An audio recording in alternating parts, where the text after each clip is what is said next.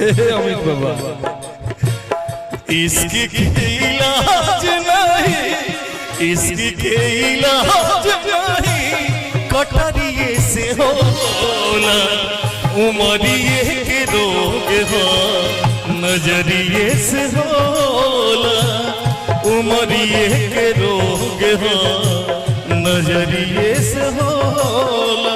तुझको ना देखूं तो जी घबराता है, तुझको ना देखूं तो जी घबराता है, देख के तुझको दिल को मेरे चैन आता है, हो देख के तुझको दिल को मेरे चैन आता है, नजरिया चुरावल बहुत बात होला।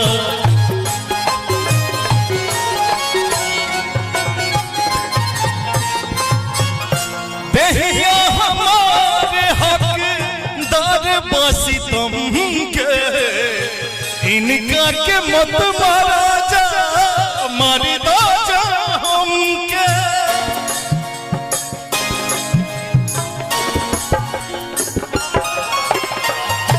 देहिया हमारे हकदार बासी तुम के, इनका के मत मारा जा, मारे दो जा हमके। मिलने को तुम कोशिश करना, वादा कभी न करना, मिलने को तुम कोशिश करना, वादा कभी न करना, वादा तो टूट जाता है, वादा तो टूट जाता है, वादा तो टूट जाता है, वादा तो टूट जाता है। क्या बात है, जियो मेरे मास्टर, क्या नालिश है, क्या जवाब है।